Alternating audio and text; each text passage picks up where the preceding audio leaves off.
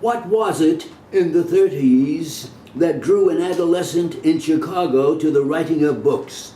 How did a young American of the Depression period decide that he was, of all things, a literary artist?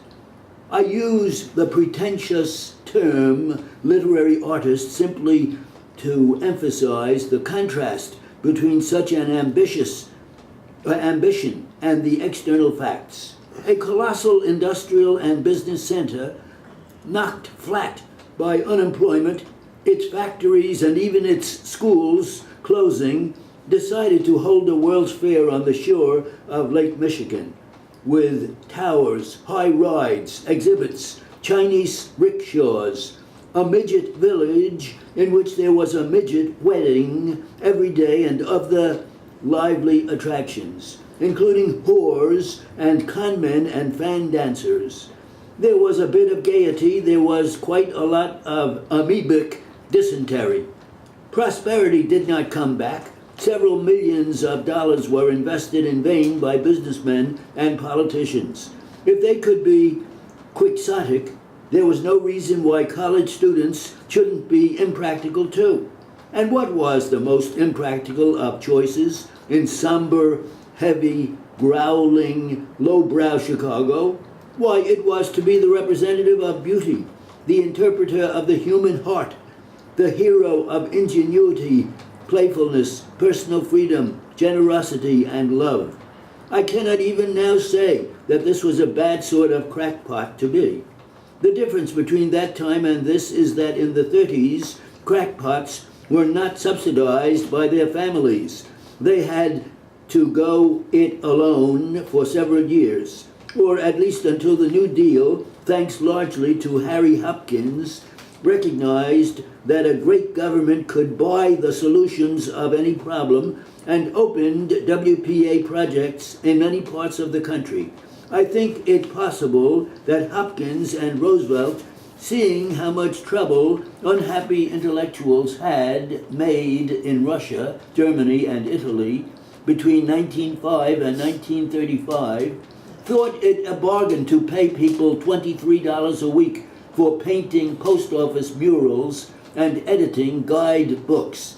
This plan succeeded admirably.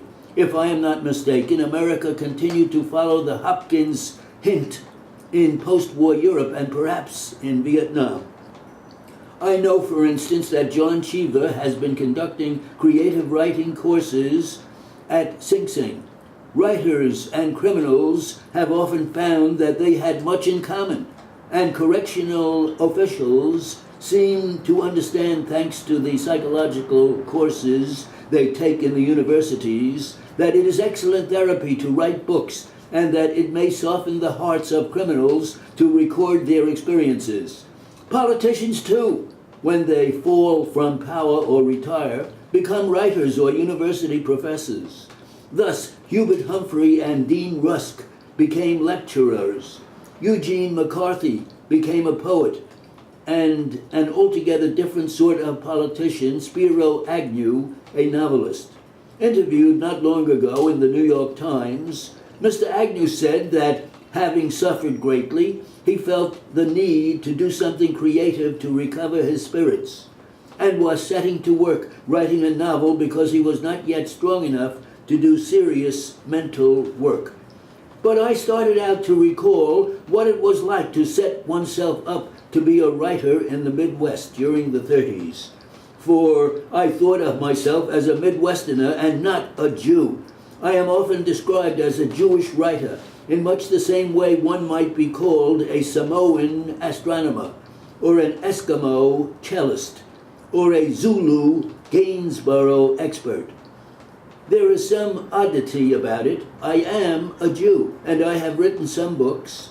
I have tried to fit my soul into the Jewish writer category, but it does not feel comfortably accommodated there.